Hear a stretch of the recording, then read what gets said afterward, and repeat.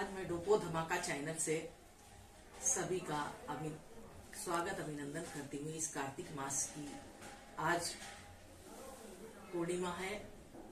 लोग व्रत कथा और दान कर रहे हैं।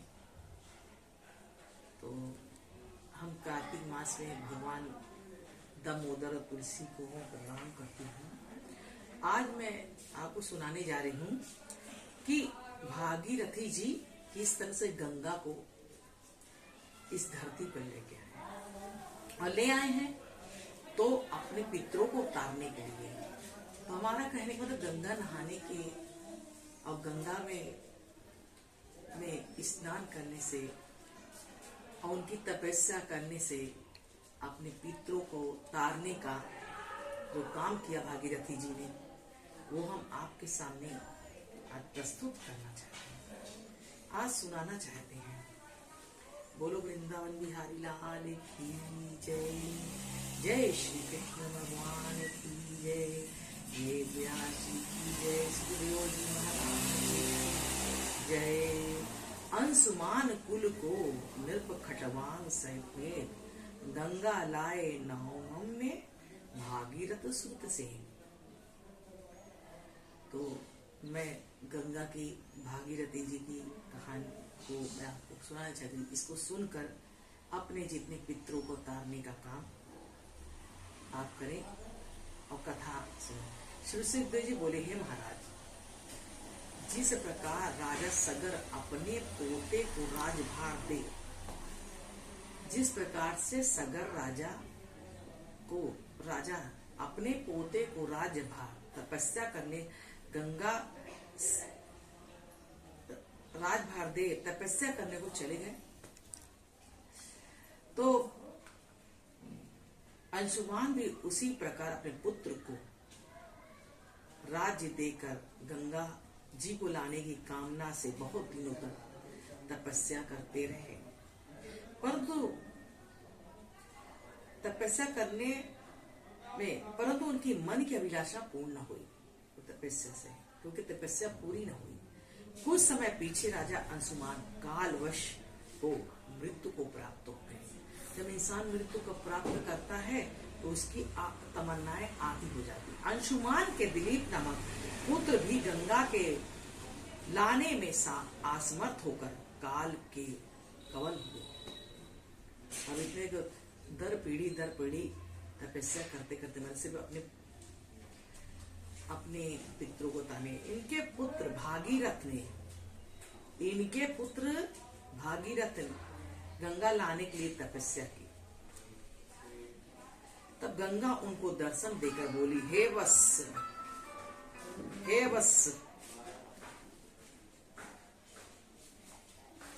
वत्स, हम तुम पर प्रसन्न हो वर देने के लिए आई हैं। यह सुनकर भागीरथी ने अपना अभिप्राय निवेदन किया।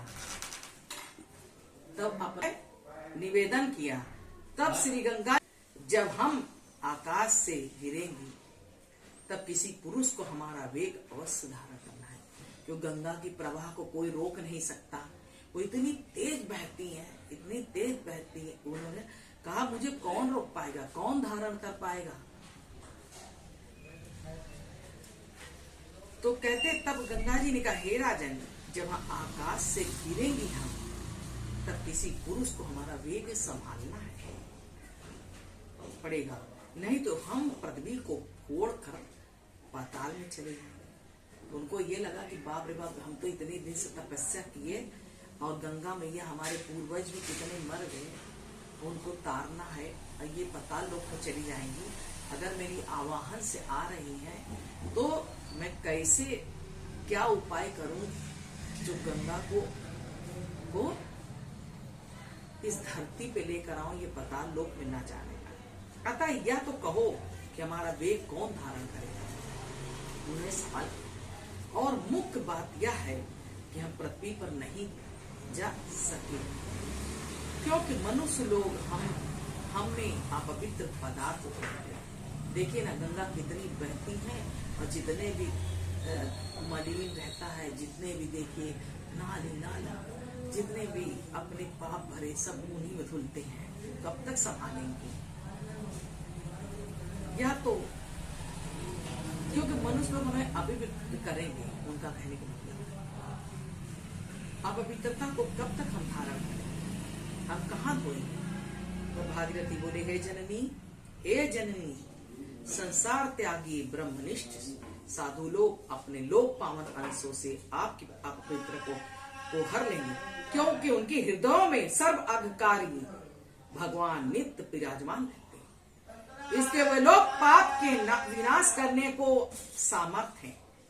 और भगवान रुद्र जो है, जो कि सब शरीरधारियों के आत्मा है, और जिस प्रकार साड़ी में सूत में पोही रहती है, सूत से साड़ी बनती है ना, साड़ी पोही रहती है, वैसे ही वे इस शिव जी इस संसार में अति प्रीत हो रहे हैं।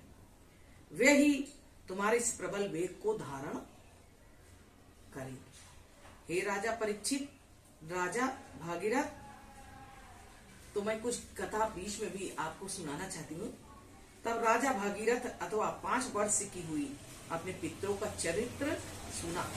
गंगा को लाने के लिए हमारे कुल में दादा परदादा आदि ने अनेक तप किया, परंतु गंगा पृथ्वी पर नहीं आई। 5 वर्ष की अवस्था में गंगा सहस्त्र नाम पाठ आरंभ किया। जब सहस्त्र नाम पाठ हुआ, जिस दिन से ये पाठ करना आरंभ हुआ, उस दिन से अब तक गंगा नहीं आई। तब एक दिन भी नहीं छोड़ा, उन्होंने पढ़ते ही रहे, आवाहन करते ही रहे।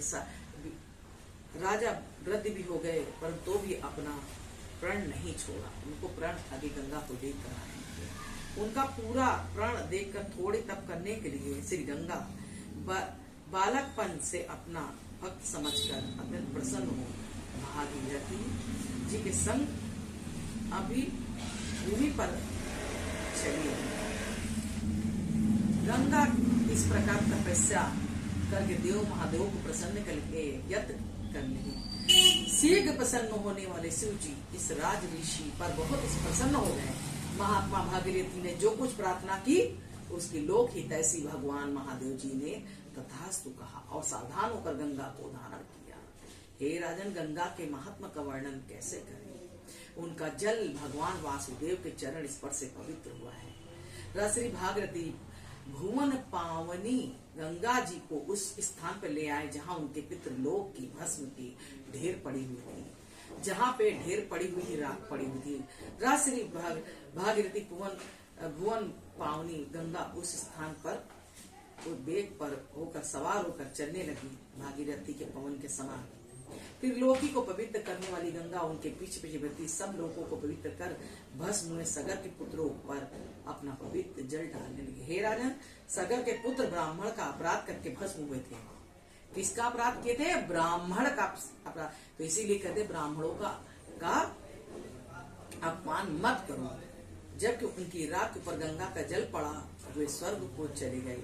तब उन लोगों को कैसा फल मिलेगा जो कोई श्रद्धा पूर्वक श्री गंगा महारानी को जगत सुखदायिनी की सेवा करते हैं। सगर पुत्र अपना राग गंगा जी के जल पढ़ने से पवित्र हो गए, स्वर्ग को सिधाए। तब जो पुरुष गंगा का व्रत धारण करेंगे और श्रद्धा पूर्वक उनकी सेवा करेंगे, उनका स्वर्ग में जाना कुछ विचित्र नहीं है। तो इस तरह से संसार में जो भी लोग आए हैं और जो तरना चाहते हैं और अपने पितरों को तारना चाहते हैं, वो क्या करें? गंगा को धारण करें, गंगा सहस्त्र नाम करें, गंगा उन्हें पवित्र करेगी। जिस तरह से भागीरथी जी को पवित्र किया, उनके पितरों को तारा, उसी तरह समस्त संसार को तारेंगी। बोलो गंगा मैया की जय। श्री कृष्ण गोविंद हरे मुरारी, हे नाथ नारायण वासुदेवा। बोलो गंगा मैया की जय।